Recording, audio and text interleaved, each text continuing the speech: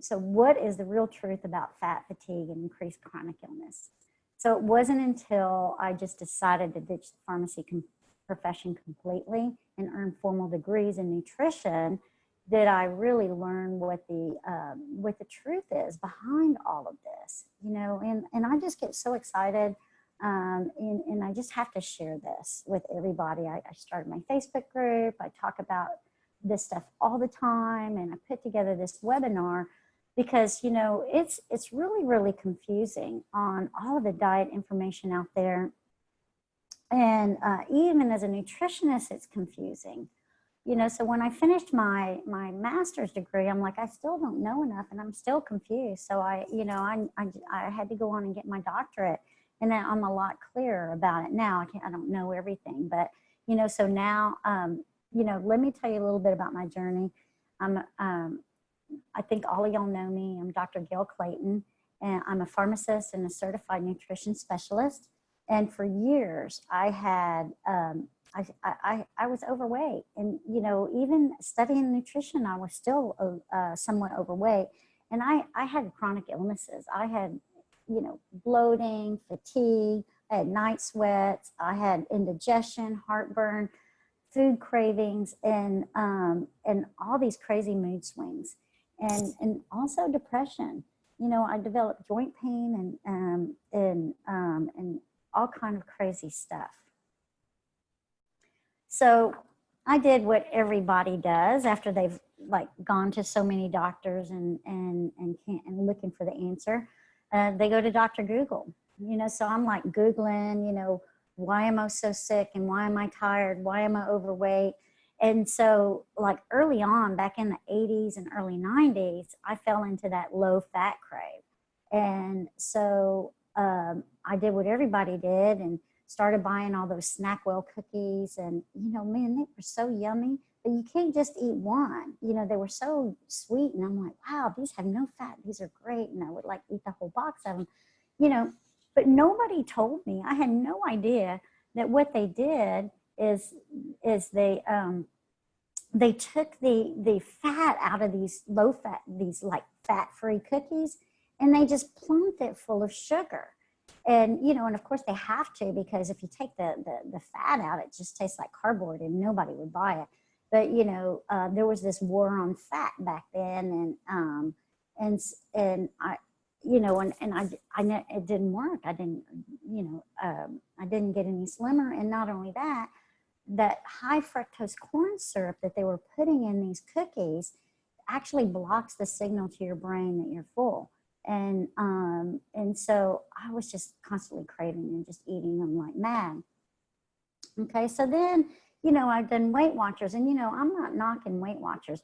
It really works. I mean, you know, but it's a lot of work. They depend on willpower. You have to count. You have to count points. You have to log your points. You have to log your food. You have to go to meetings, and you know, and then they're so good. They really support you by offering these tasty sugar-free treats, and that just like keeps you even more addicted, because you eat the treat and then you're like, you know, having all these cravings afterwards, you know. And as long as I followed it and I worked really hard and stuck to it and went to meetings and like used all these tools, I was able to lose weight. And you know, and so then at one point I'm like, well, okay, everybody's jumping on the keto bandwagon. So I did the ketogenic diet, but I had so many problems, you know.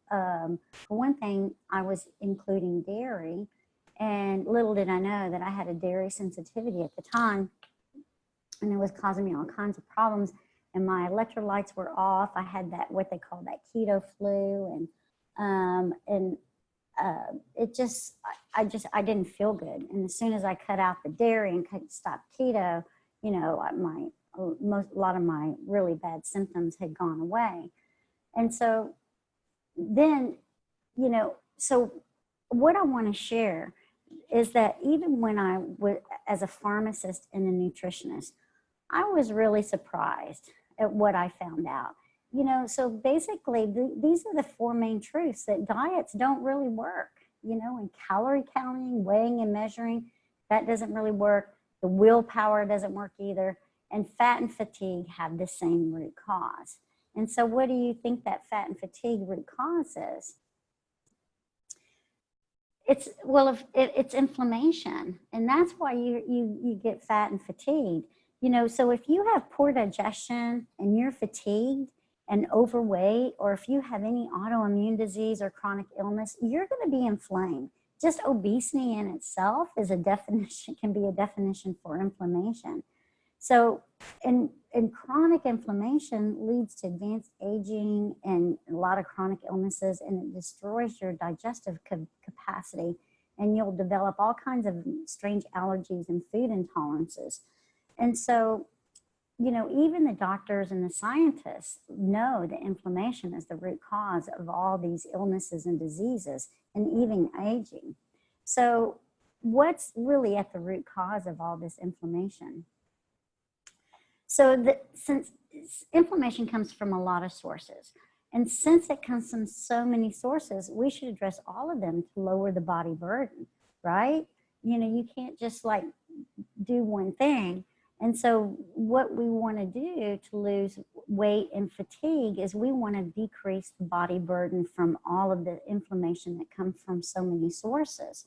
And the goal is to reduce as much as possible. You know, we're all exposed to all of this and we can't really escape it, but we can really do a lot to minimize that. And so you're going to get a tip sheet on reducing your toxic exposure. But I just wanted to spend a minute, like a lot of people don't realize that our cell phones and electronics and Wi-Fi really have an effect on the chemistry in our body. You know, I teach biochem, and everything, every reaction, it's all about electrons. Electrons are chasing protons in the whole body, and all of these electrical things, our whole body is all electrical. And so when you have all these other, radio waves going through our body, it can cause all this missignaling. And of course, air pollution, there's not a whole lot we can do about it, but we can avoid air fresheners in the house. You know, we get heavy metal exposure from our food and water supply. But, you know, if we're eating a really healthy diet and our minerals are all topped up, we're not going to really absorb those heavy metals much from our food and our water supply. And so, you know, eating the standard American diet, I put the diagram of that little boy with the French fries hanging out. That's basically what kids want to eat these days. That's like a really high inflammatory diet. You know, our drinking water out of the tap is many times contaminated. We have a lot of, food allergies cause inflammation. All of the personal care products, the cleaning solutions, the pesticides, and so many people are living in houses that are working in a building that has water damage, and those mycotoxins, you know, just really make a lot of inflammation in our body. And, you know, we even make metabolic waste in our body that causes inflammation. Our body has to figure out how to get rid of it, you know. And even the mental and emotional and spiritual toxins, so the bad emotions. Did you know that, like, they have done a study that 95% of all visits to the doctor is stress related. So, you know, our anger and unresolved trauma can actually cause inflammation in the body. And of course, all the drugs that they put us on can be really toxic too. Okay, so those of you that are in my Facebook group, which most of you are, you hear me say over and over and over that food is the root source of most of the inflammation in our body. You know, so if you are overweight or you consider yourself fat, I call when I'm talking to myself, I like look in the mirror and like, oh, you're fat. You know, so if you are overweight and you're in this course today because you're overweight and you want to lose weight, just know that you're inflamed. Okay, and so why does the food cause most of the inflammation? It's because our gut, our immune system is in our gut. About, 60, I've heard anywhere from 60 to 80% of the immune system is in our gut. So why do you think it's located there? Because that's where most of the antigens or the things that aren't part of self come in through our mouth as food. And so this is, you know, and so our immune system gets stimulated with everything we eat.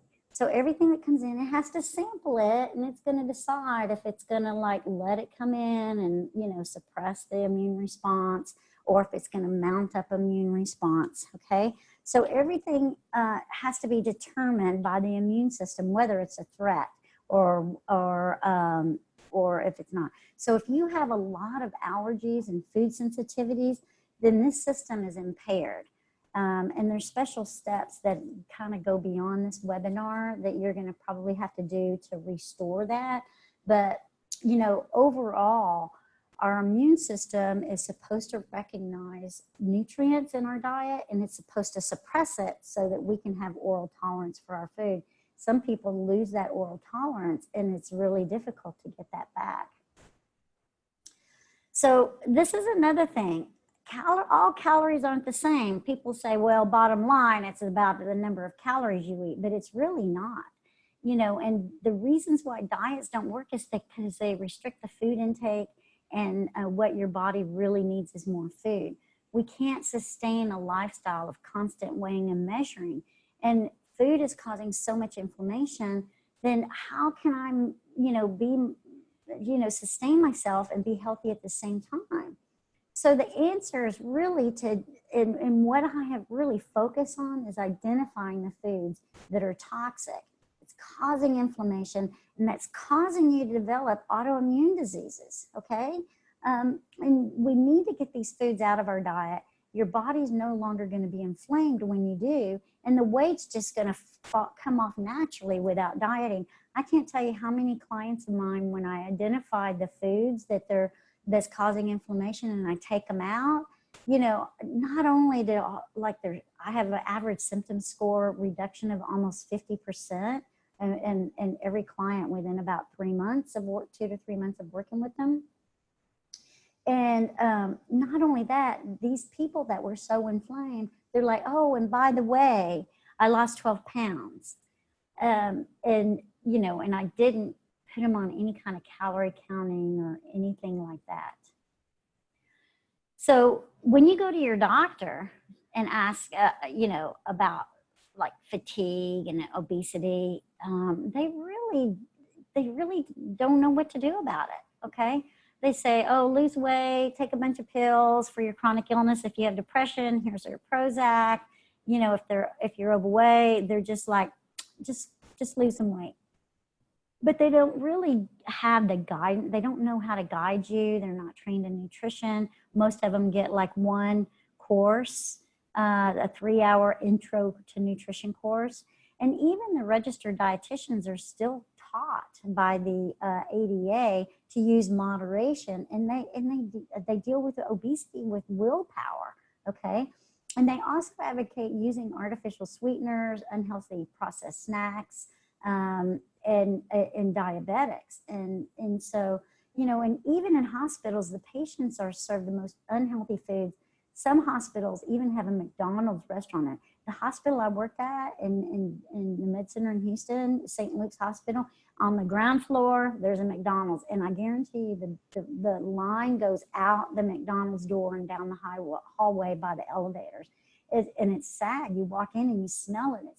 It's like sickening. And it's really all about the money. You know, McDonald's brings in a lot of money, and they're not going to let go of that cash cow. So you know, just that alone lets you know that money is really running that industry. It's not, you know, they really don't have our best interest. So this is the good news. The inflammation is reversible. There's a way to fix this damage and regain your health and a healthy weight, okay?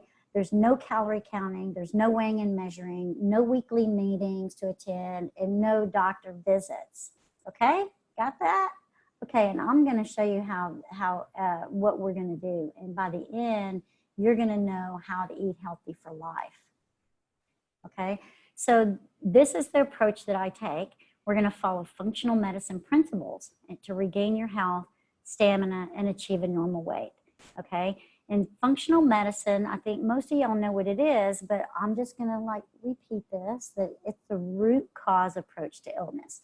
So instead of just treating symptoms, we're going to go really deep into finding the problem and then developing strategies to reverse it. So functional medicine has established steps to follow when you're fat and fatigued and inflamed, and it all starts in the gut. So it's called the 4 R's. Number 1 is to remove, and that means you're going to remove all the things that are causing the problem in the first place, such as, like toxins, toxic products and all of that. You're going to do everything you can to reduce your toxic load, start changing out your makeup, your toxic, your fragrances and all of that stuff. And especially foods. Foods is the big thing, okay? We're going to remove the problematic foods, and then we're going to replace the things that are needed to help with digestion, enzymes, gastric acids, nutrients. The biggest lead-in to developing dementia in older people is they lose their ability to digest. I've heard it say that a 50-year-old only has 50% of the digestive capacity of an 18-year-old, okay? So by the time you're 50, man, it really is downhill from there, right? But there's a lot of things that we can do to stop that and support it and kind of reverse it, okay? So then the third R is repair. So we're going to repair the damage that's already been done, and that means includes gut healing, supplements, and herbs and to heal the gut lining.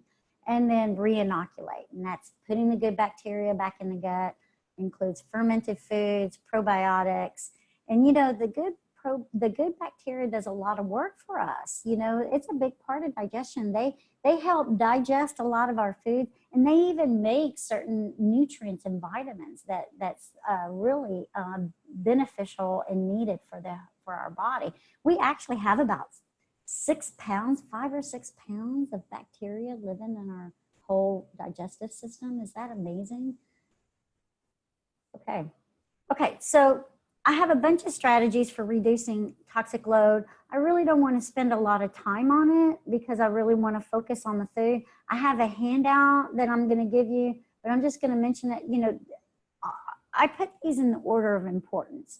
So number 1 is the food. You want to focus on organic if possible.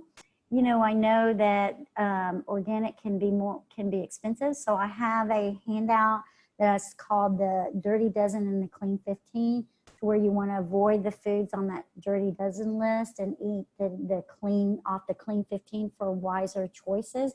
So that means the Clean 15 are the foods that are conventionally grown, that are the least contaminated. And so, and good thing is, like, some of the most healthy vegetables, the cruciferous vegetables, are on the Clean 15. So I don't even buy organic broccoli unless it just happens to be in a really nice big bag cheaper at Costco. And cabbage and Brussels sprouts, I don't buy those organic. You don't have to. They're pretty clean. Avoid the processed meats, and unless you get some really good, and you know how to read the labels well, no nitrites and preservative free. The natural flavorings have all kind of nasty ingredients and that can be very carcinogenic and really damaging to us. Switch out your plastic containers to stainless steel or glass, filtered water, use a HEPA filter in your home. Did you know that 95% of all illness and disease are environmental, and 50% of those are due to poor indoor air quality? So get a HEPA air filter for your AC and unit in your home. If you can take out carpets, that's best. Not everybody can, but use a good HEPA filter for your home. If you can buy a separate one and put it in your bedroom and close the doors at night, so at least when you're sleeping, you just get this fresh air, okay? Turn off your electronic devices and all of that. Don't sleep with it next to you, okay? I have some EMF guidelines. And then there's some other things here. I'll just let y'all look at the strategy handout that I'm giving you, so I don't spend a lot of time on this, and I can head over to the diet. Okay, so I just put this on here because I saw this and the products we put on our body. The one I really wanted to point out is this one perfume. Look how many chemicals here, 250 chemicals on that. And, you know, so we're going to, that's a big pet peeve of mine, all of these chemicals. And there's some, you know, we could use essential oils or something instead. So like I've been saying, the inflammation is the reason that most people can't lose weight. They're fat and they're inflamed. You know, so the calorie counting isn't going to work. Everybody I know that tries to count calories, that tries to weigh and measure, they're never successful, you know, and what we've been told for decades is completely wrong. Okay. You know, we need to be eating healthy foods that don't cause inflammation. That's where our focus is on, needs to be on weight loss. Okay. And like most, you know, all the foods that we see on TV, and we think that that's a normal diet, but most of those foods are toxic to us, and we're damaging our gut when we're eating them. And we're having that, and that allows large undigested food particles to get into our bloodstream and cause inflammation. And so, you know, our gut lining is only 1 cell thick.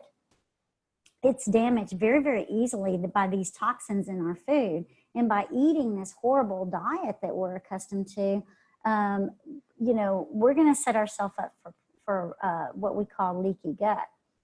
Okay. And gluten is something that, that can make leaky gut even worse. And so this is one thing that we're going to cut out on the diet plan. You know, it actually opens up those the gut barriers for longer periods of time, letting these large substances come through. Okay, so you know it's gonna then we're gonna have these immune complexes form throughout the body, causing a whole range of symptoms. So it can be difficult to detect gluten in our food. So I'm going to give you a list of foods that contain gluten, because with inflammation, it's a good idea really to remain gluten-free even after you've achieved your goals. And be really careful about these processed gluten-free products, because they are not necessarily healthy, and they're typically really high in sugar. So what is leaky gut? So I drew this crude diagram because I couldn't find one that I really liked. And so this is the lining of your gut right here. And here's the blood capillaries. So a normal, when the cells are lined up right next to each other, they form this tight junction. Okay, so when the lining is damaged, that tight junction becomes faulty, and it allows these large undigested food toxins and microorganisms to slip through into the bloodstream. Okay, and then also this toxic diet that we're on can like impair our gut bacteria, and also the inflammation can impair that gut bacteria. And so, you know, eating gluten and these inflammatory foods are going to just make matters a lot worse. So we're going to be avoiding sugar and artificial sweeteners. Okay, you know, and also foods that's been introduced into the human diet over the last 100 years. We're not genetically adapted to consume these foods, and they wreak havoc in our body. You know, they slow digestion, they slow metabolism, they disrupt proper hormone production, and it causes us to store excess fat. They inhibit and block our detoxification pathway, and all of this leads to chronic inflammation and blood glucose dysregulation. So the research show that people that consume artificial sweeteners have a 30% increased risk for obesity. You know, and that's not the picture that they painted to us. You know, when they came out with all of these, first it was, when I was a kid, they had those little pills. My grandmother used to have them. I forget what they're called now. You know, they had these little pills, and then they came out with this, you know, wonder sweetener. aspartame, and they came out with the Splenda and the pink packet, the blue packet, the yellow packet. You know, they're all toxic, and they all cause you to be even more heavy. And so you'd think, well, if it has zero sugar and 0 calories, that doesn't make sense, right? Well, I'm going to show you.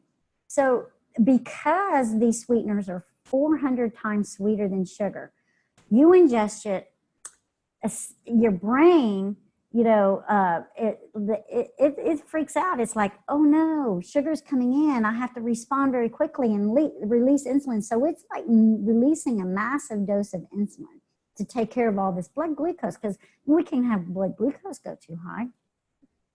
So what happens is that insulin is secreted way more than what we need. And so after about 90 minutes, all the blood glucose is all mopped up. So now what happens? The blood glucose is dropped. And so when it drops below a level that the brain can tolerate, then what happens next is the brain is panicked again. And so this time it's going to be for sugar. And that signal to command you to eat is so strong that it's not going to matter what you know about what's good and what's not good for you, okay? You're going to be compelled to go straight to those highly processed foods, and you're going to remember that dessert you had in the refrigerator. You're going to eat everything. You're going to just stuff yourself. And not only that, these processed foods have high fructose corn syrup in it, and that's going to block the signal to your brain that you're full. So then you just keep eating and eating, and then you just, like, next thing you know, you ate a whole box of donuts or a whole bag of chips, or, like, you know, the whole gallon of ice cream, because you're not getting that signal that you're full. So now you're in this yo-yo, okay? And so they also affect our neurotransmitters. And so when we cause an overconsumption of foods, and this artificials making our insulin go up and down. And then when we're eating all of this stuff, it stimulates dopamine production, and then that makes us very aggressive. And with kids, you know, you see them bounce them all off over the wall, okay? And so when that dopamine goes up, then you're really going to remember about all of these nice, yummy treats in your fridge, and makes you just want to snack all the time, okay? And so by avoiding artificial sweeteners, it's going to allow your body to get rid of these cravings. And it doesn't take very long being off of them for those cravings to dissipate, okay? Now, you think, okay, well, I'll just get rid of the artificial sweeteners and I'll just start going back to sugar. But, you know, that doesn't really get you off the hook, okay? Sugar is more addictive than heroin. It causes inflammation. It causes an overconsumption of food. And so too much sugar will cause a hypersecretion of both insulin and glucagon. So insulin lowers blood sugar and glucagon raises it. So you've got this yo-yo going on. And so then that's really stressing out the adrenal glands. So then the adrenal glands are sending out all this cortisol. And you know, when you're secreting a lot of cortisol, you know where you're going to gain weight? Right in your gut, okay? If you don't want that big gut, you got to get that cortisol level down, okay? Now, we're eating so much sugar in every meal that causes this dysfunction, and we're developing insulin resistance and high triglycerides due to this sugar intake. And we never get the signal to the part of the brain that tells us we're full and to stop eating. And that it's that high fructose corn syrup, and people don't realize that how toxic that is and how that's really causing a dysregulation. And, you know, and I just gave a lecture last week in my biochem class on the high fructose corn syrup and the glycolysis, gluconeogenesis, and the liver, and what's going on biochemically. And, you know, it's appalling. It's very appalling. So please never eat foods that contain that type of sugar. Okay, so refined grains. So why do we have to avoid these refined grains?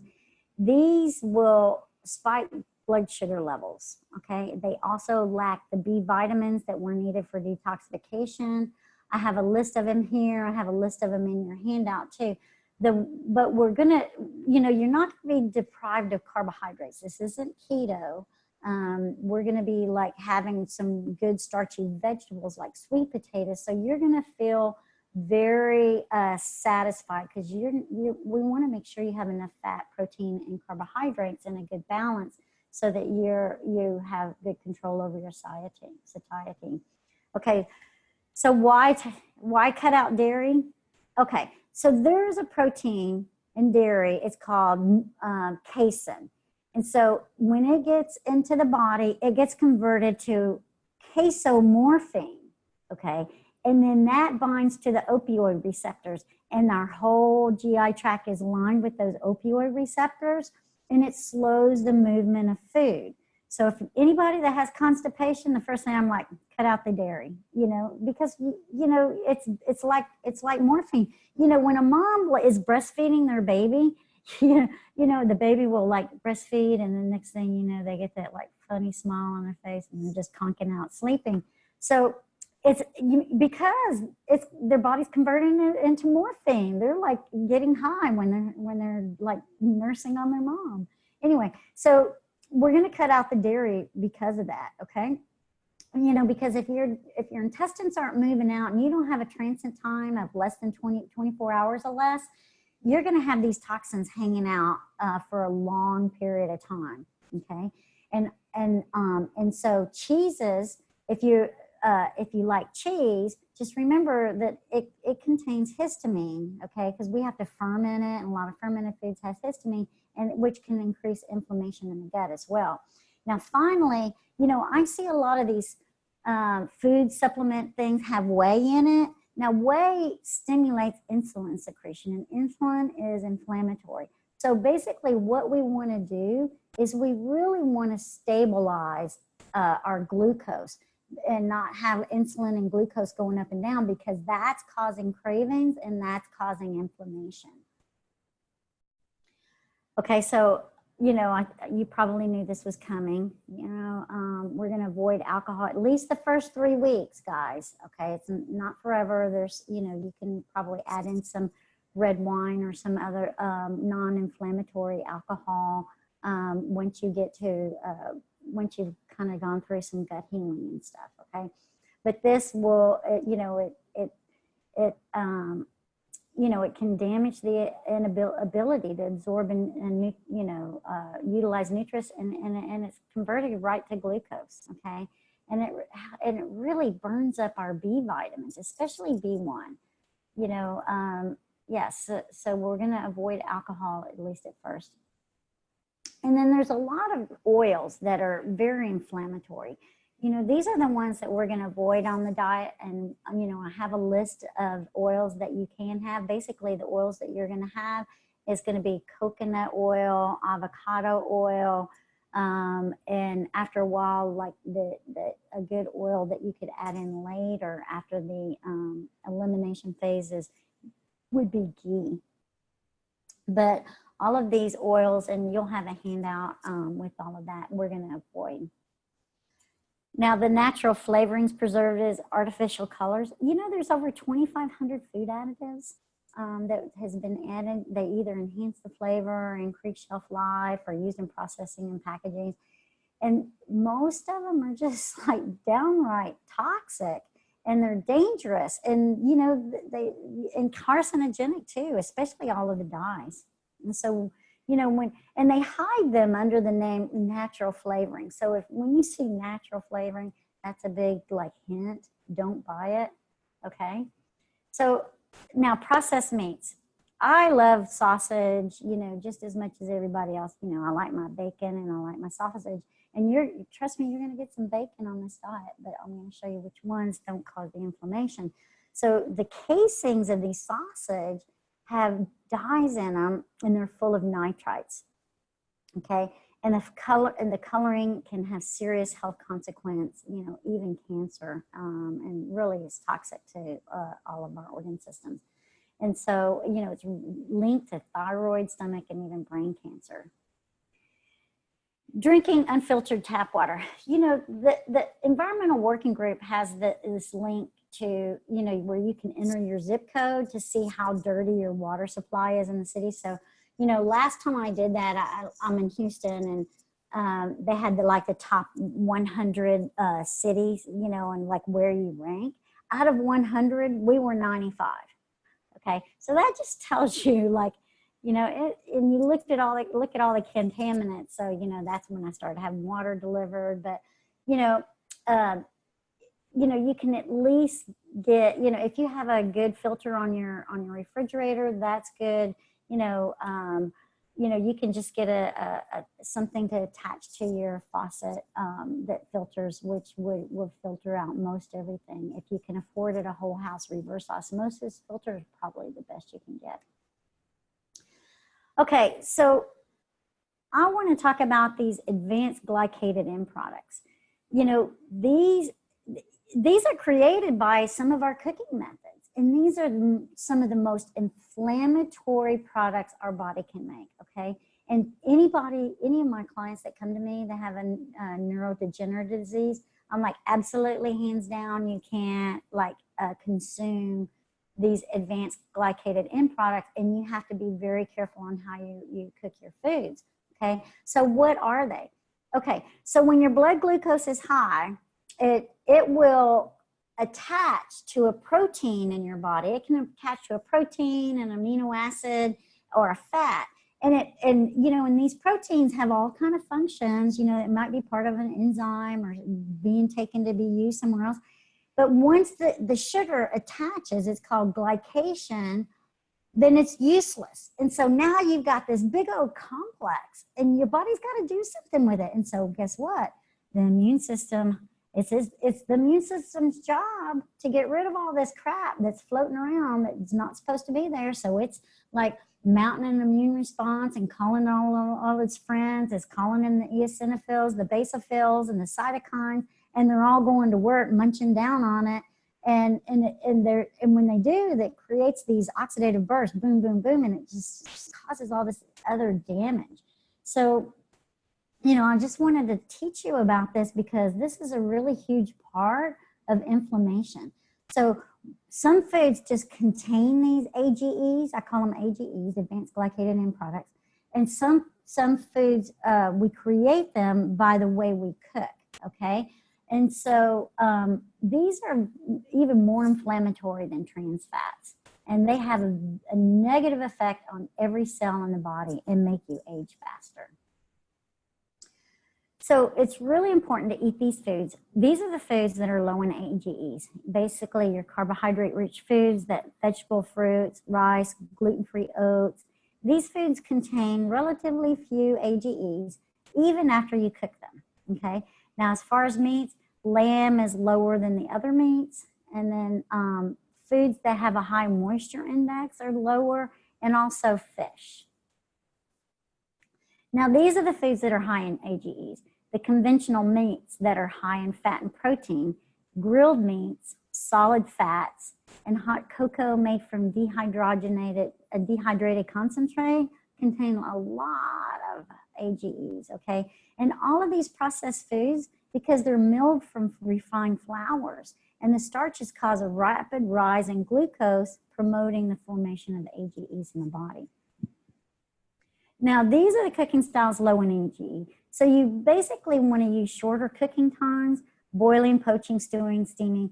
Anything that involves moisture is going to be good. You know, because think about it, like when you're boiling or cooking, what's the temperature? What's the highest temperature it can get? 210, right? The temperature of the water. It's not going to cook at 350, 400, 500 degrees. It's not, you know, it's keeping that temperature at 210, the temperature of boiling water.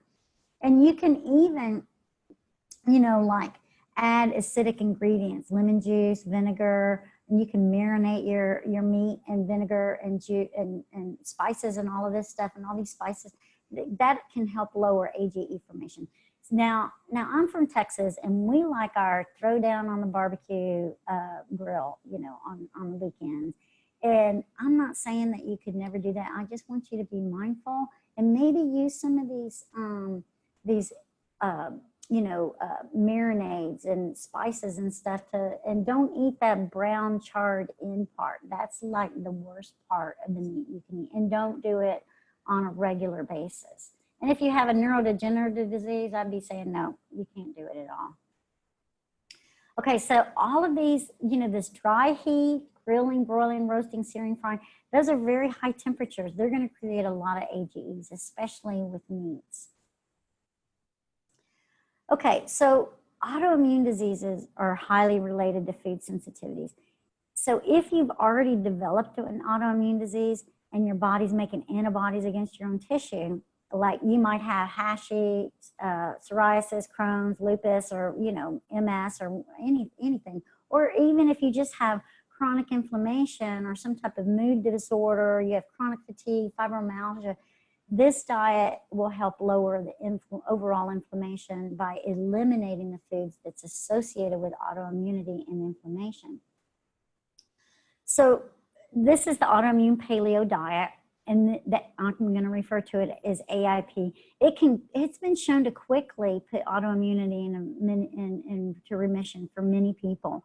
You know, it might even allow you to stop taking or even reduce your need for pain medications, prescription drugs used to treat inflammation and autoimmunity.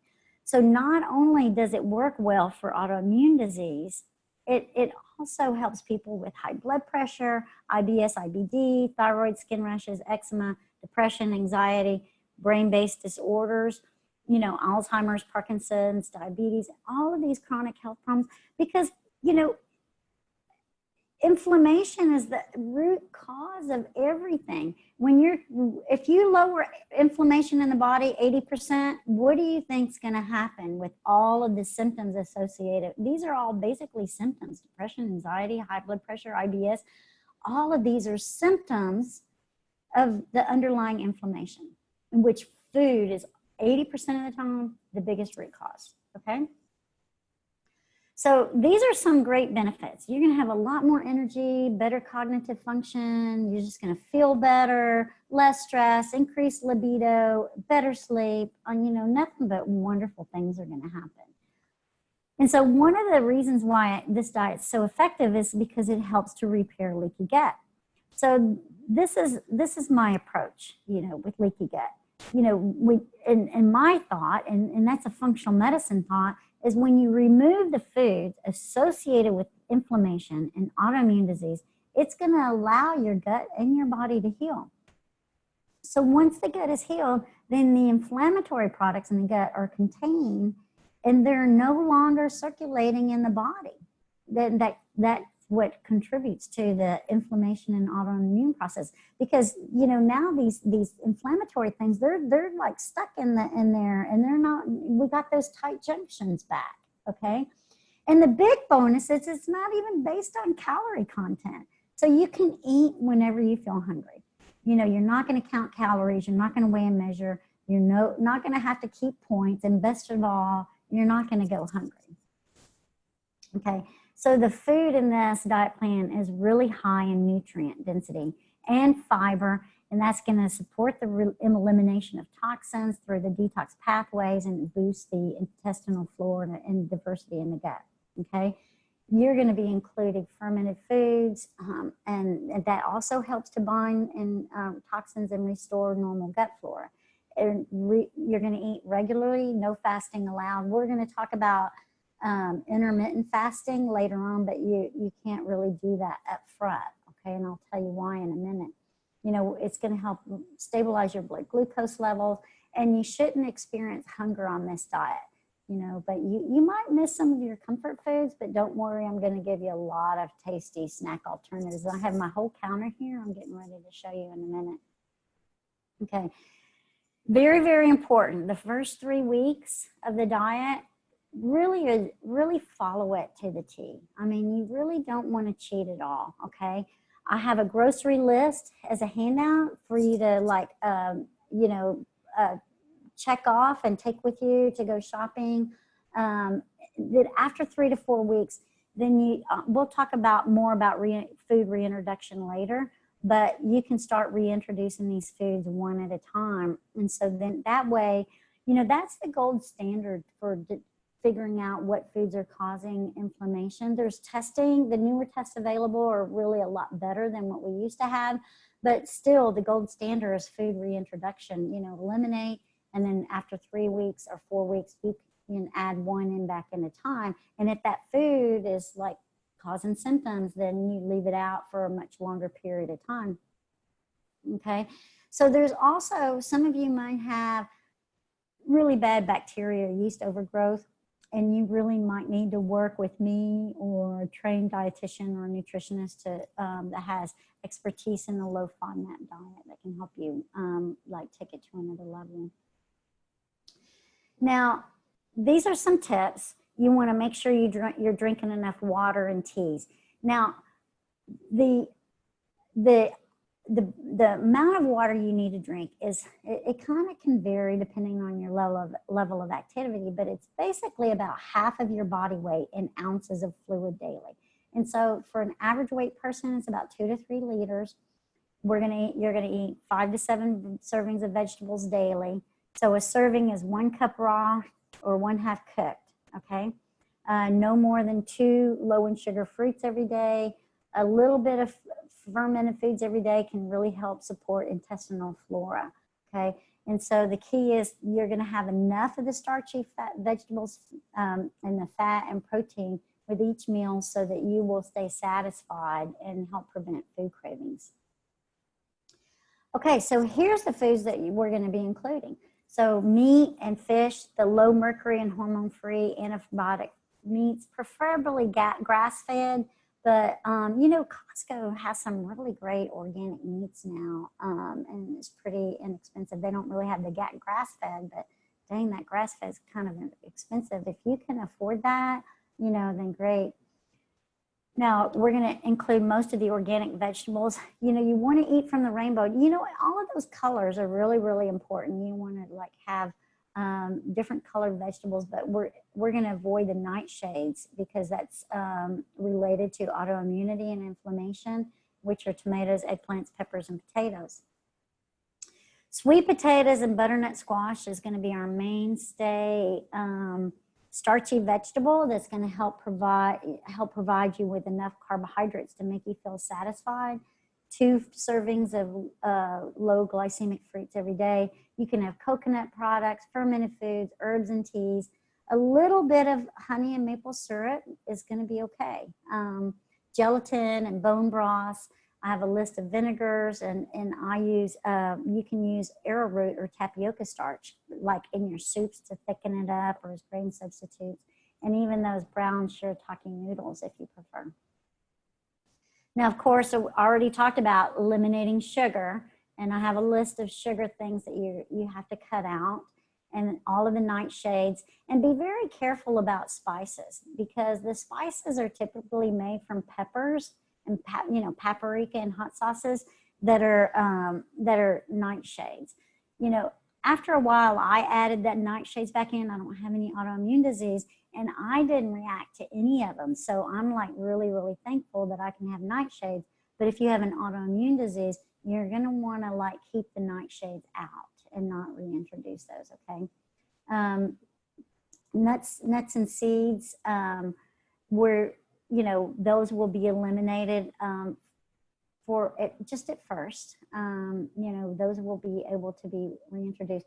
You know, the dairy products, eggs, edible fungi, mushrooms, alcohol, and coffee. And the high sugar fruits, such as banana, can, and dried fruits, mangoes, pineapple, raisin, watermelon. And we're basically gonna cut out all the grains and all the gluten-containing foods, okay? Be careful of your condiments. They contain multiple additives that have gluten and grains, and that's all these barbecues, sauces, binders, brewers yeast, and all that. Soy, we're going to eliminate soy and other canned foods, coffee, and processed foods. So I think it's a good idea to batch cook, especially if you're like me and you live alone. And find a meal that the whole family likes, or at least the meat portion. If you don't like to cook and you can afford it, Paleo to go. They'll deliver these great meals for you. You want to plan ahead. You want to look for meals that you really like. Keep ingredients around for last portable meals. Look for pot 30-minute recipes. And I have a list of tips with the modules, and I have a lot of handouts for recipes and things. Okay, so with this slide, some snack ideas. I'm going to stop the share here, okay?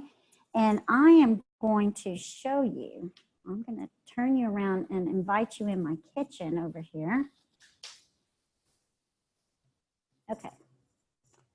All right.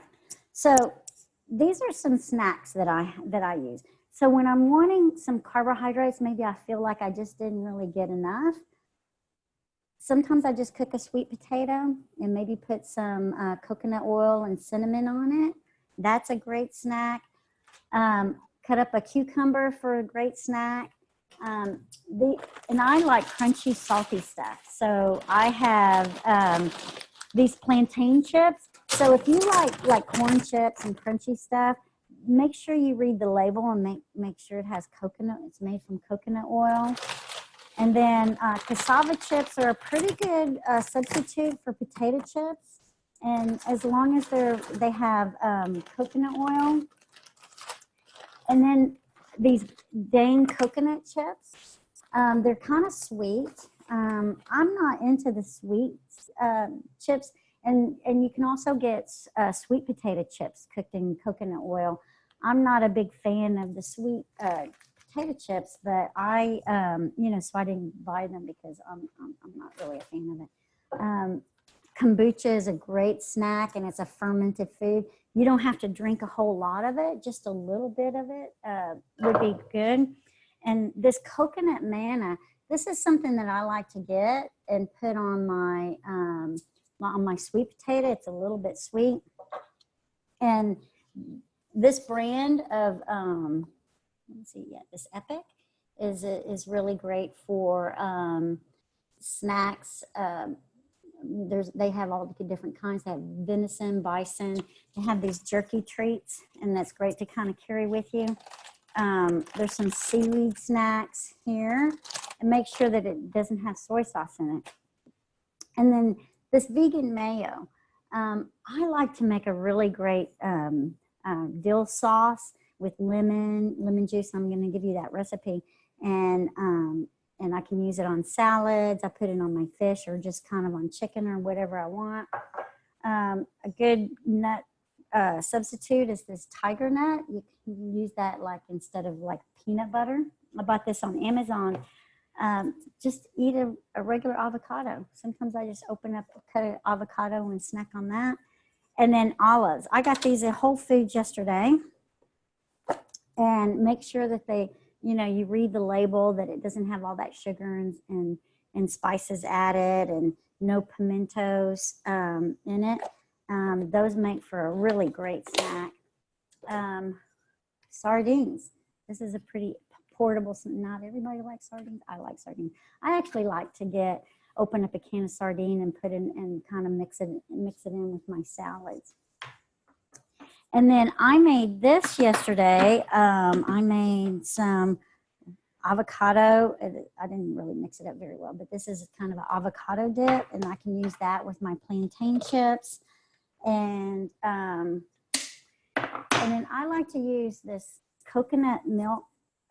Make sure it's the unsweetened. This coconut yogurt. And I get the frozen berries from Costco, the organic berries, like a half a cup, and kind of mix them in. It's a great little, great dessert type thing. Now for my coffee substitute, this is what I use. And I love this. It tastes like coffee. It's made from dandelion root. It's a great substitute. And don't worry, it's made from barley, but the way it's processed is removes all of the gluten from it. And then instead of flour tortillas, I have these cassava flour tortillas. You can make your own from the arrowroot, and there's recipes all over the internet. And I've been meaning to do that because these are a bit pricey. And I thought, maybe I'd make up 100 of them and freeze them. Okay, so this is something else I did. Let's see if I can get over here with my. So I and for a wrap, what you can do is you can get a head of cabbage. And so basically what I did is I steamed it. And so I have it in this bowl, and I can just take this off And instead of using like a flour tortilla or bread, I can make a wrap out of these cabbage leaves. And it's really pretty good. I like it. And so, okay, now my earbuds are restricting me. Yeah, so I made this hash, and for breakfast, I like to put a scoop of this hash either in those cassava flour tortillas. Here we go here. It's got, it's kind of got a little sweet because it's got some apples and got some spinach and some great stuff. So I put this and make wraps with those cabbage leaves. And I also, so I batch cooked all of this yesterday. And I don't eat the same thing every day. I kind of try, can freeze them and use a little at a time. So I did some broccoli, stir fry broccoli and beef. And I used the arrowroot flour to make a little gravy sauce for it. And today I made this turkey. It's basically a soup. I don't know if you can see it well here. I don't know. It's a turkey kale soup with carrots in it, and I used some chicken bone broth. Now, some other things that you can buy. I wanted to show you this. This is the brand of, you can have these turkey bacon by Applegate. I get this at Whole Foods, and it's really, really good. And they also, Applegate also makes these sausage links that you can get. There's a chicken and the turkey, and those are you're able to include those on the AIP diet. Oops, I lost my earbud. Let me put this back on. Okay, so let me go back and share my screen and get back to the rest of the PowerPoint. Anybody have any questions or about any of those snacks that I had, or anything that we've had so far? I'd like to take a break and maybe just go into a breakout session before we resume. Anybody have any questions? You can unmute yourself. I don't know if I've got everybody muted or not. No? No questions? Okay. So let me share again.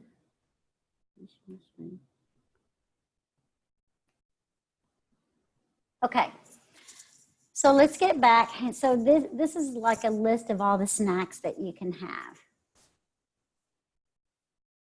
Okay. So I think I mentioned this already about rotating, making sure you have all of the colors. So I made this really colorful slide. Red apples, yellow could be squash, green can be lettuce and celery and other greens, blue can be berries, purple, there's purple cabbages and onions and berries, and oranges and squash and carrots, okay? Most of us don't get that much variety, okay? We tend to make a meal and we eat on it for like several days in a row, or we eat the same comfort snack foods every day. So I want you to try to make a point of rotating your foods. Even if you live alone, don't just make one big pot and eat on it for several days in a row. Like batch cook, freeze it, take it out, and make a point of rotating it, okay? Rotating can be a powerful way to help calm the immune system and lower inflammation. So following the AIP diet is very anti-inflammatory, and then rotating these foods can make the diet even more powerful. Not everyone needs to be all that strict about rotating foods, but if you're really debilitated and pretty sick, you'd really benefit from following a tight 4-day rotation schedule. And I made a 4-day example, and I actually did this when I was really sick years ago, and I made up that 4-day rotation and I followed it. And within 1 month, I had regained more of my stamina back than I had done doing anything else. Just by rotating foods. I wasn't taking any supplements, and all I did is I cleaned up my diet and started rotating. and it's really difficult to kind of figure out all of the rotations because it goes by food class and this and that. So I've done that for you. And then I've also given you a list of foods that you could substitute that are, let you know what class everything is so you can substitute. So, not everybody needs to follow it that closely, but this is why it's important to rotate your foods. Okay, so I already mentioned earlier that the immune system is going to respond to foods after we eat. So this is an illustration of what happens. So day one, so it takes 3.5 days for the food to get completely out of our system. So here we are here at day one, day two, day three, and then day four.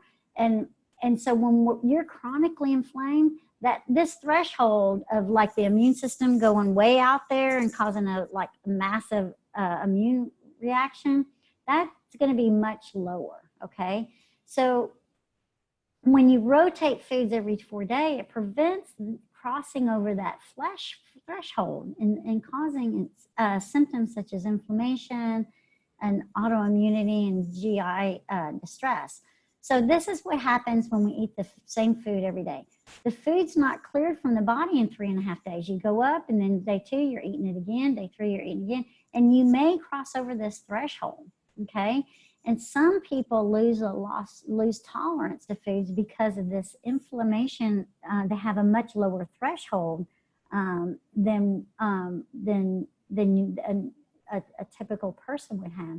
And so, eating the same foods over and over and over could actually cause you to lose the ability to eat those foods without a severe immune reaction. Okay, and that reaction may not be happening in the gut. It can happen it can be like hives, itching, hair loss, seasonal allergic symptoms, brain fog. It can happen anywhere in the body. Now, the basic principle is to rotate the foods that are in the same food group every other day. And rotating can have a significant impact on your social life. So remember, this is just temporary. So even if you try to just follow it for 1 month, you can get huge rewards. But, and I know following the AIP just in and of itself is restrictive. And I'm going to provide a list of the foods that are in the same food group so you can substitute and customize and make your own customized menu if you want to. So you might find that rotating is not as hard as it seems. And some of you may not need it. But even if you're not really that inflamed and you're not that debilitated, just keep a mental note that I don't need to be eating the same thing every day. Okay. So before you get started on your diet changes, I want you to be aware of the healing crisis. Okay. So when you change your diet and you remove the inflammatory foods, the cells are now going to be opened up and be able to detoxify more efficiently. So the drawback is that you may have a lot of toxins that are stored in the cells that are now being dumped into the bloodstream for elimination very quickly, and your body can't handle it. And so we call that a Herxheimer reaction, okay? So because too many particles are entering the bloodstream faster than your body can eliminate them, and then it causes symptoms. And, you may feel like you have the flu. You might get headache, rashes, nausea, chills, fever, brain fog, body aches. It starts typically around days 2 to 4 and can last a few days. But once you're past it, then you start feeling really good. The last time I had this webinar, a few days later, a girl in my group, Facebook group, she posted, she says, I'm so glad you told me about that Herxheimer reaction because that happened to me and I felt really horrible. She says, but after 4 days, on the 5th day, she says, I got up and I was full of energy and I was just running around. She said, I felt so amazing. Okay. So it's really typical to feel worse the first few days following this, changing to an anti-inflammatory diet. And so you should follow the diet for a week before adding in any kind of supplements. And that'll allow your body to adjust to the diet changes and naturally open the detox pathways, lower inflammation, and start dumping toxins from their stored sites. Okay, so it's important to make the dairy changes first, add in supplements to help with detoxing in a specific order. So now, not all of you will need GI support for healing, but if you have like bloating and digestive problems, it's probably a good idea. But you don't want to use any supplements that cause any kind of die-off reaction or mobilize toxins until you've been on the diet at least a week, you know, when you're supporting the GI supplements and aren't experiencing any kind of Herxheimer reaction. Okay, so if you do have a Herxheimer reaction, you can take some of these remedies, vitamin C, trisalts, and binders, or like charcoal, are really good for helping decrease the symptoms of that. Now, we're going to include some teas, herbal teas. You know, most people, their mainstay drinks are, you know, sugary sodas, diets, and sodas and coffee. So those are going to all be eliminated and replaced with some really great herbal teas. And that the teas help support the detox process, okay? Now, naturopathic medicine widely uses botanicals, okay? And so, you know, just consider adding in herbal teas daily. And I'll have a list for you. Okay, I recommend you have 3 cups of tea daily, about 20 minutes prior to meals. Each day you can focus on a different particular tea. I've got 12 of them on the list. And, but if if there's another tea that you really like, then, you know, don't hesitate to add it, okay? You know, teas have all kind of medicinal properties and aid in digestion, supporting the gut, and detoxification.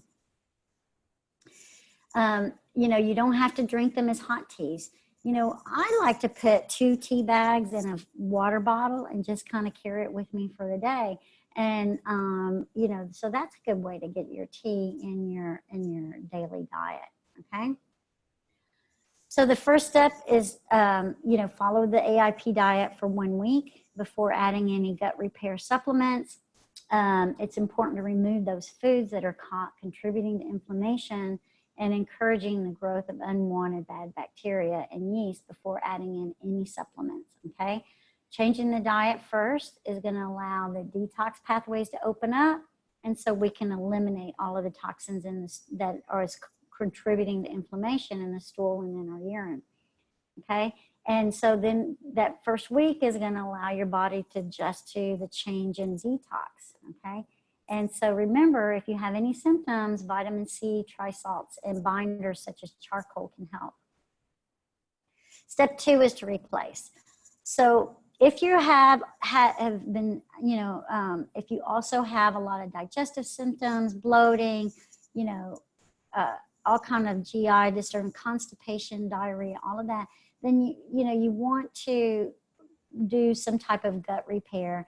And I included this GI Revive. It has like glutamine, zinc, digestive enzyme. All of these things are very, very important in digestion, okay? And I found that this product is really has a powerful combination of gut nutrients. And then this GI Microbex, this formula has a mixture of herbs.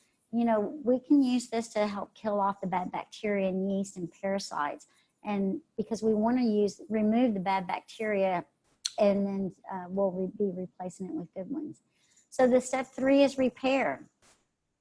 So butyrate and phosphatidylcholine are 2 of my like favorite things for repairing cell membranes. So, you know, the membrane, you know, cell membranes of our gut need a lot of really healthy fats, and butyrate is like the main fuel of the colon. And so these 2, you know, the typical dose of the butyrate is 1 capsule twice a day with meals. The phosphatidylcholine, I love Body Bio's phosphatidylcholine. You can take 1 daily with food. You can take it up to 3 times a day, okay? And then, of course, then, you know, re-inoculating with probiotics. And, you know, it's restoring the good bacteria. And this good bacteria can have a positive influence on your mood, digestion, allergies, and everything. So the typical dose is 1 capsule twice a day with a meal or afterwards. Okay, so I already showed you the tasty foods that you can prepare on this way of eating while I was showing you my snack ideas. We can just go straight, talk about food reintroduction. So you're after this webinar is over, I'm gonna like send you all, email everybody all of the handouts that of the foods that you can have, the food you can have, tips for on the go, grocery list, meal plans, menus, all of those kind of things. Okay. So here's a few pictures of meals. Some of y'all may have seen this that I've posted before. So this is a great breakfast idea. This is like a sweet potato with grapefruit. I cut up some cucumbers. And these are some of those breakfast sausage from the Applegate with avocado, some romaine lettuce, and that's my dandelion tea. And here I made some, the dill sauce, and I put it in with I spiralized some zucchini. This was really tasty. And that's my cassava flour tortilla with my turkey bacon and avocado. And this is my coconut yogurt with some cherries. So these are, you're not going to go hungry. These are very, very tasty. And then one day it was cold outside. And so I had made this, I had this cabbage and leeks and onions. So I made this turkey cabbage leek soup. It was very, very yummy. And I used bone broth, and I had apple treat on the side. And here's another one. And I actually made these chicken patties. So I got some chicken, and I basically steamed it. And I put the meat in a food processor with some spinach and a bunch of spices and oregano, and made my own chicken patties to freeze them. And I made chop suey. And so you can see that was like another great breakfast I had here. Here we go here with some more breakfast patties, grapefruit and avocado. And these are lamb balls. And you know what I do with lamb? So, you know, I don't always have mint at home. So basically I just get a tea bag and I open up the tea bag and I mix it, because, you know, lamb is really good with mint. And I learned that trick from Dr. Christensen. I ate at her house one day and she wanted to put some mint, and she just opened up a tea bag, and I'm like, how clever. Anyway, so the lamb is fantastic. And then I made this creamy soup with coconut milk and I believe that was leeks or broccoli. I think it was leeks. And then, of course, I had my little tortilla with my sprouts and stuff here. Okay, so let's get on to food reintroduction. Now, the timing and reintroduction of foods is going to be determined by the compliance and completion of the elimination. So you want to do that for at least, do the elimination for at least 3 weeks, okay? Now, if you want to continue eating a modified elimination, and you're feeling good, and if you've lost weight, if that weight loss is your goal, okay, so you might want to just continue it. It's a very balanced, it's very healthy. There's nothing wrong with following that lifelong. I know people that's been on AIP for years. Anybody with an autoimmune disease need to be following that AIP diet. So, you know, if you have serious sensitivities, permanent elimination of those foods from your diet is necessary. So for me, permanent elimination of dairy, I can't have dairy. You know, I accidentally get it every once in a while, and I have some really bad reaction. So that might just be a permanent thing for you. So when you decide to reintroduce your foods, be really careful about how you feel, okay? Any symptoms you experience or reactions could be signs that these foods are trigger foods and need to be avoided for a much longer period of time. So this is how you do it, and you'll get a handout on reintroduction. You want to reintroduce one food at a time. Eat that food that's being reintroduced 2 to 3 times in the same day, and continue to eat as you have been, okay? If there's a reaction to a food, record the reaction. Avoid this food until you've had time to evaluate. You might want to retest the food again after about 3 or 6 months have passed to see if you're still sensitive, because our sensitivities can change as we heal. You can like make a spreadsheet, you know, like how you reacted, what your reaction was. Okay. If you're unsure you had a reaction, you can retest the same food in the same manner. You know, so if might want to do a rotation of certain foods or continued elimination based on your reaction history. Okay. So reintroduction of foods can be easy. It can be hard. It really depends on the severity of the situation. You might need to prolong elimination for longer than 6 weeks. Okay. Now, a successful elimination reintroduction will depend on your compliance, the variety of the diet, the 4R program, and all of these things. You know, like, did you do the gut healing protocol? So all of these things are going to be a little bit different for everybody. Okay, so you might want to just like tone it down with family and friends. You know, not everybody's open to making all these like diet changes that I'm recommending, and I don't want it to have a negative impact on you. Okay, so here's some tips when you're putting foods back in.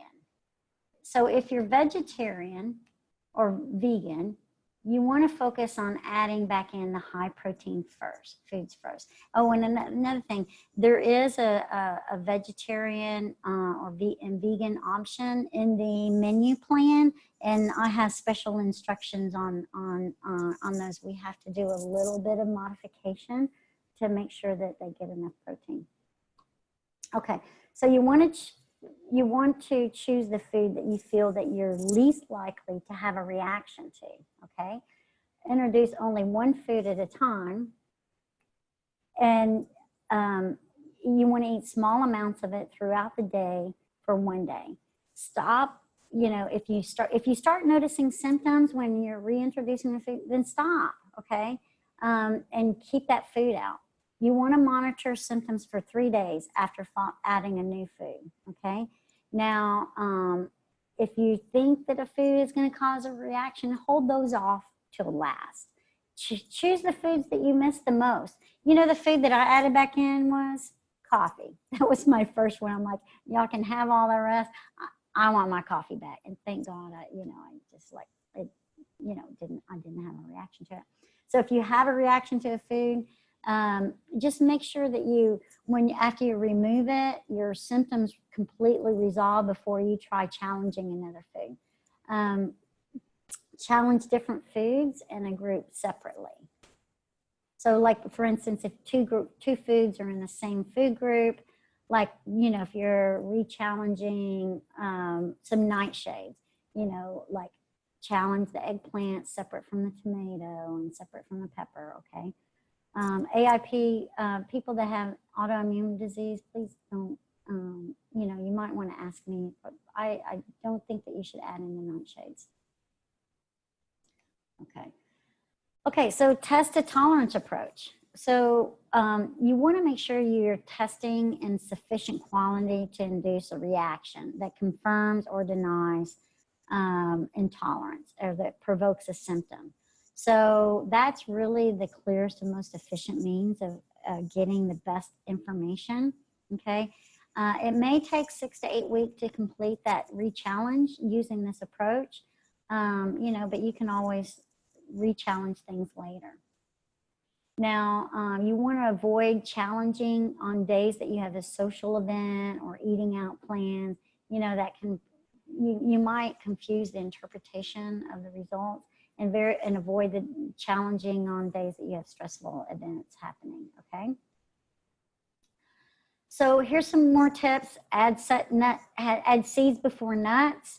Be careful about nuts. You know, they're manufactured in the same facility, so unless you have your own trees and harvest yourself, there's a high chance of reactivity. Now, if you like chocolate and you're going to reintroduce chocolate, you want to choose the dark chocolate that's organic and doesn't have any dairy. Alcohol, red wine is better than white wine. You know, and beer, you know, that's kind of from gluten.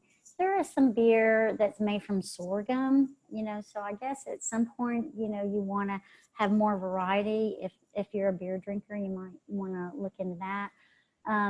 You know, so just remember, you know, I'm not going to say you should never have high sugar fruits, because I like grapes and I eat them on occasion. But just remember that the high sugar fruits will add inches to your waistline. Quinoa is a seed and not a grain. So if you feel like you want to add in some grains, choose that one first. Okay. Occasional oats will be okay. But remember that grains can impair that glucose and insulin balance. Okay. And that can make you gain weight. And they're also inflammatory. So if you can leave them out completely, then by all means do. I don't eat grains. Every once in a while I might have some sushi rice if I'm going out and having sushi, but I typically don't include grains in my diet. Minimize canned foods. Don't ever reintroduce processed foods, okay? Okay, just don't. So if you don't have a dairy sensitivity, you know, then maybe hard cheeses can be added back in. But if weight loss is your goal, dairy is pretty, you know, can make a significant difference in your weight goal. So don't get too overly concerned with symptoms. You know, a little bit of flatulence is normal. It's a byproduct of fermentation in the large intestine. Just be realistic about your expectations. And during the re-challenge phase, the degree of symptoms that you experience of the food should be considered. So, you know, some foods may cause a little bit of symptoms, but it's kind of tolerable. You know, you might say, okay, maybe on occasion I can put up with maybe a little bit of gas or bloating here and there because, yeah, you know, I kind of enjoy this food, you know, so you kind of have to decide, okay? So just remember, if you get like anxious before re-challenging a food, you know, that's going to like increase your symptom response, right? Because of that anxiety is adding to it, okay? So if your goal was weight loss, you know, slow down, have mindful eating, intentionally put half of the typical serving on your plate at first and intentionally wait maybe 20 minutes before you go back. And then up your game, you know, make exercising or increase your exercise intensity, and intermittent fasting. Now, this is my favorite thing. So it's especially helpful for belly fat. When you're fasting, the visceral fat gets targeted, and that's in the belly. And so when I'm intermittent fasting, my belly is 5 inches smaller than when I'm not intermittent fast. That's huge. I mean, that's really huge. And you know, I get in a habit of like just measuring my waist every morning, and you don't have to intermittent fast every day either. You can just say, okay, I'm going to do it 2 or 3 days a week.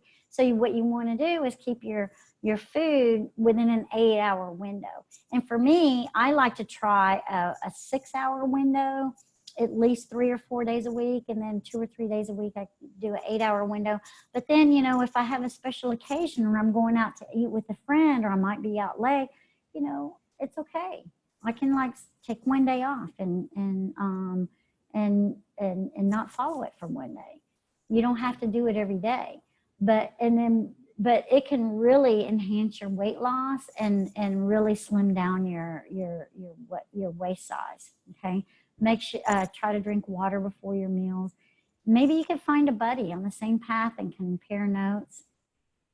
You know, and if you have a lot of emotional eating patterns, then I think 12-step groups are very helpful. There's Overeaters Anonymous, it's free.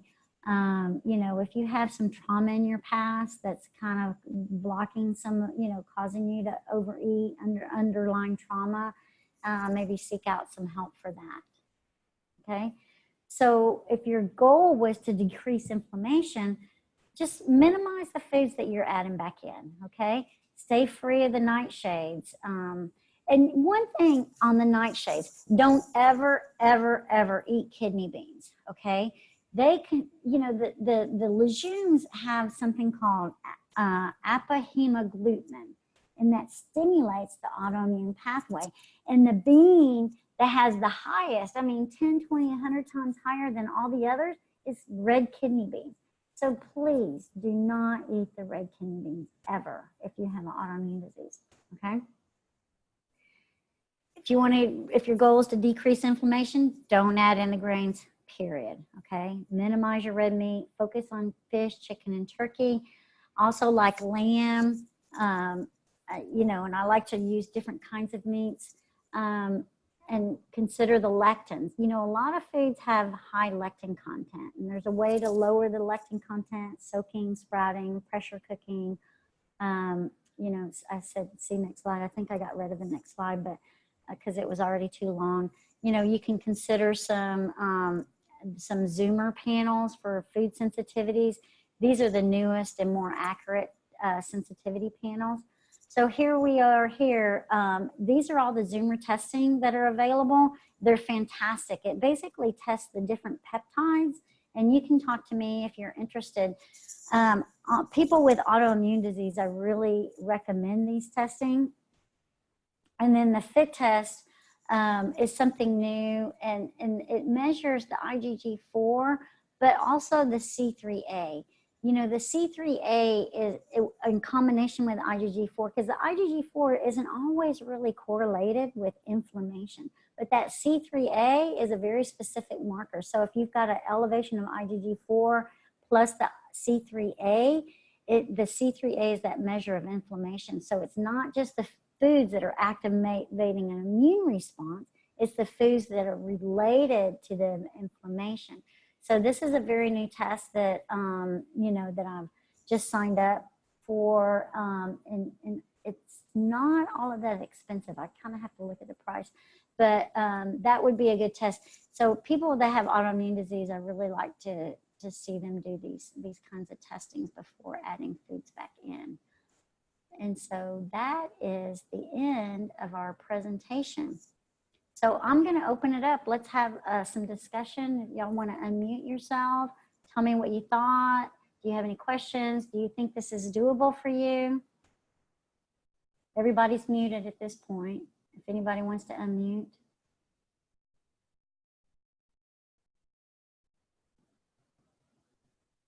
Nobody? Toby, there you go.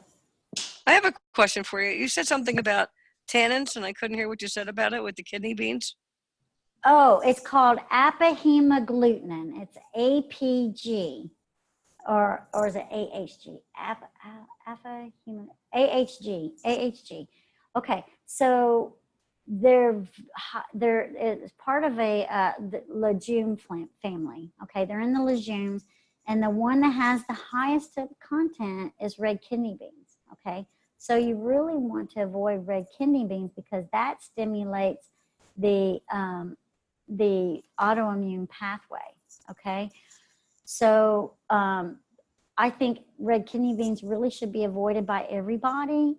You know, I know, like down in the South, we like that red beans and rice, but you know, just think about the inflammation. Is it worth it? Okay, thank you. Okay. Anybody else have any questions or want to make any comments? Tell me what you think about the webinar.